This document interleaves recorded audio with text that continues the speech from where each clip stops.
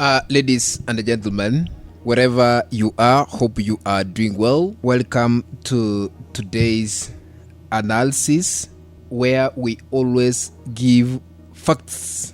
Sad news we are receiving on our news desk is like Kenya has welcomed Ebola, and at the moment fear spreads across the nation.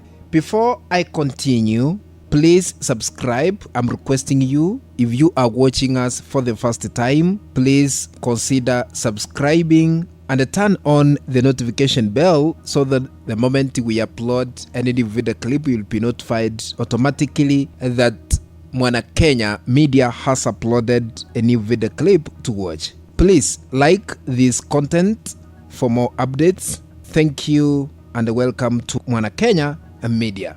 On Friday, 29th of May 2026, the court had suspended the construction of an Ebola quarantine center in Laikipia County.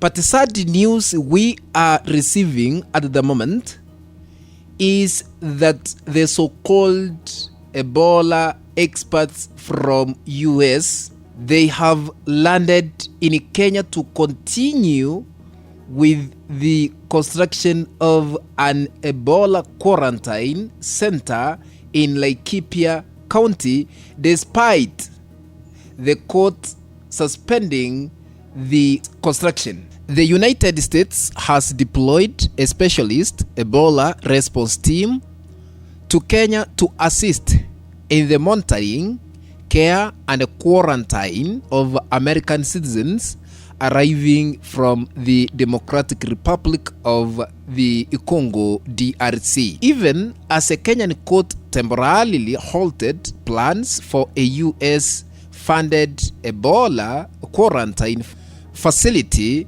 in Laikipia County. In a statement released on Friday, May 29th, the US Public Health Service commissioned COPS confirmed that the deployment is part of a coordinated operation involving the United States of America Department and the Department of Defense.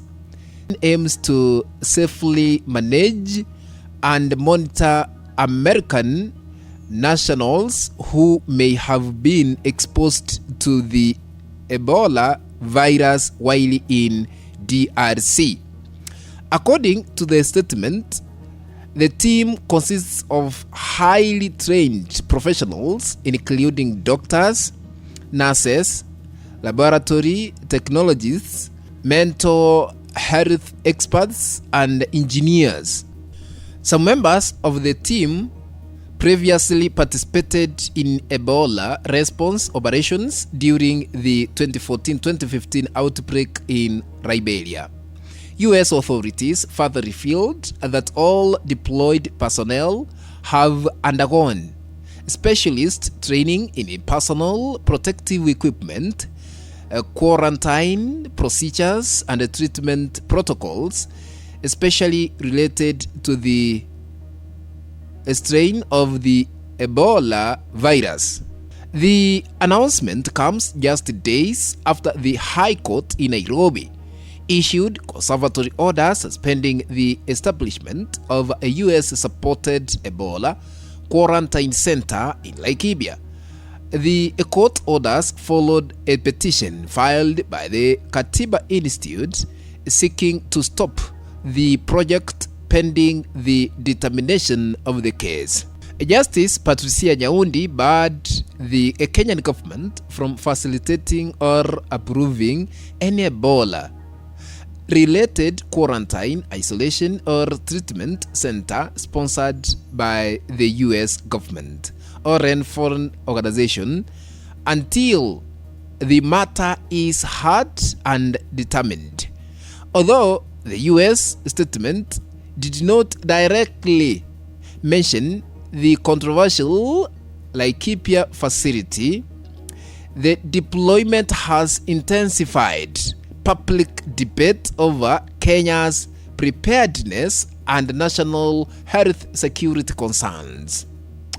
Meanwhile, the Kenyan government has heightened outbreak preparedness measures by forming a national response committee and increasing surveillance at all major of entry into the country. US officials insisted that protecting both respondents and American citizens remains the top priority of the mission as efforts continue to prevent any potential spread of the deadly virus. But as Kenyans, we are still asking ourselves questions. Why America barred their citizens accessing their country and diverted to Kenya so that they can be looked at in Kenya before they fly to United States of America? This is where now we can believe that America is eyeing to defend their citizens as compared to other countries. That is what we call America first, protect Americans, endanger other countries.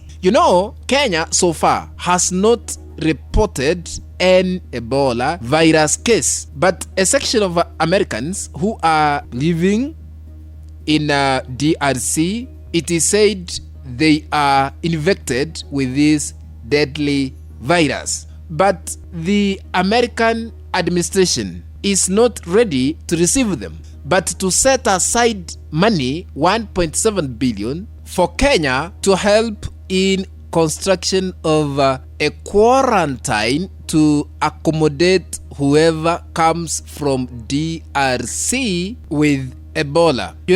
I have seen various activists, even opposition leaders, are opposing the construction of an Ebola quarantine center in Laikipia County.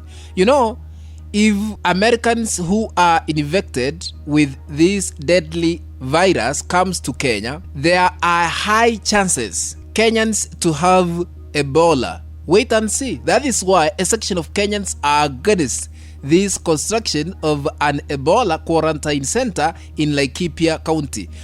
We are asking ourselves some questions. How comes America is not ready to receive their cases in America, but to receive them using Kenya? So there is something that is going on, and we need a forensic investigation to be done in order to know. Let's meet in the next video. If you have not subscribed to our Mwana Kenya media, please hit the subscribe button and turn on the notification bell. That is all for now. See you later. Goodbye.